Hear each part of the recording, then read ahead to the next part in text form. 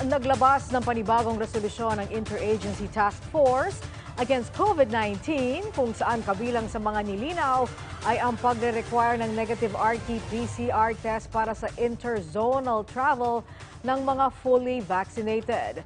Maliban dito, may bago ring anunsyo ang IATF para sa paglabas ng bahay ng mga nasa edad 5 pataas. Ang kabuang nilalaman niyan, narito po. Magandang umaga po. Balitang IATF po tayo ngayon. Pinayagan ng inyong IATF na lumabas sa outdoor areas ang mga bata, ang ating mga chikiting, na may edad 5 taon at pataas sa ilalim ng Modified General Community Quarantine or General Community Quarantine liban sa mga heightened restrictions. Ano ba ang outdoor areas? Ayon sa IATF, kasama rito ang mga parks, playgrounds, beaches, biking at hiking trails, outdoor tourist sites at attractions ayon sa Department of Tourism, outdoor non-contact sports, sports courts at venues at fresco dining establishments matatagpuan sa ating mga binanggit na mga lugar.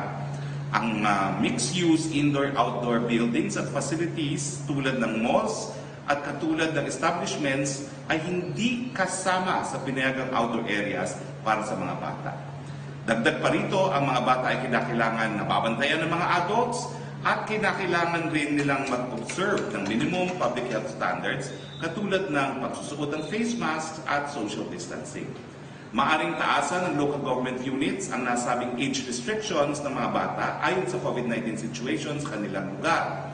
Pinayagan din po ng IATF ang special commercial flights para makauwi ang stranded Filipino sa Oman, Dubai, Abu Dhabi at iba pang bansa na mayroon tayong travel restrictions.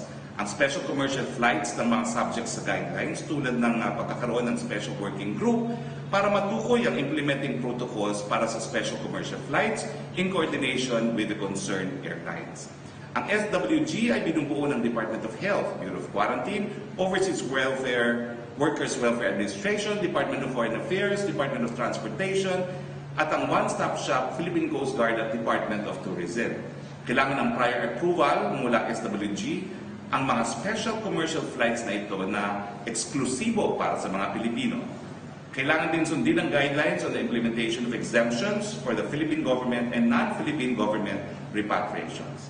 Sa pagpupulong din kahapon ng IATF ay nilinaw na ang allowed movement of fully vaccinated individuals sa Resolution number 124-B. Patuloy na pinapayagan ang intrazonal movement ng fully vaccinated senior citizens, mga lugar na nasa GCQ at MGCQ.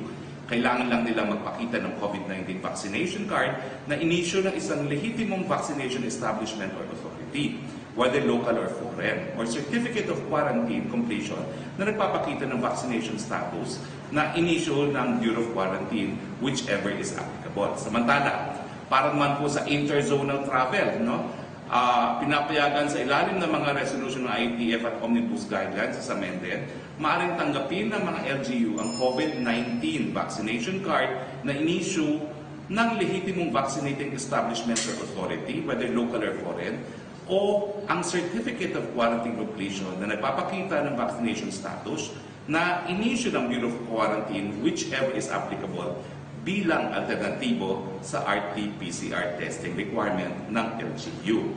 Dahil ito po ay bilang alternatibo, po pwede pa rin pong mag-require ang ilang mga LGU ng RT-PCR. Ang vaccination cards na ito ay sapat na katibayan ng pagbabakuna at sino man ang magpresenta ng pineking vaccination cards ay mananagot sang-ayon po sa batas, may kulong po yan. Inamendehan din ng inyong IATF ang pertinent provision ng Resolution 124-A na nagbibigay otoridad sa ating Philippine Overseas Labor Office, POLO, na i-verify ang vaccination status ng asawa, mga anak at mga magulang ng mga overseas Filipino workers na kasama nilang mabiyahe. Samantalang pinayagan ng IATF ang pagsasagawa ng Foreign Service Officers Examination oral test sa July 28 to 30, 2021 para sa 26 examinees na gagawin sa iba't ibang venues ng Department of Foreign Affairs building. Pinayagan din ang paghuhod ng Binibining Pilipinas 2021 Coronation Night sa Smart Araneta Coliseum na mahigit na na mahigpit na magpapatupad ng health at safety protocols. Lahat ng mga kalahok at mga bisita ay kinakailangan sumailalim sa COVID-19 RT-PCR tests 48 oras bago ang event. Yan po ang ating latest sa inyong IATF. Magandang araw po at mula po dito sa Samar, kung saan magkakaroon po kami ng inauguration ng Imelda Park kasama si Governor Michael Tan.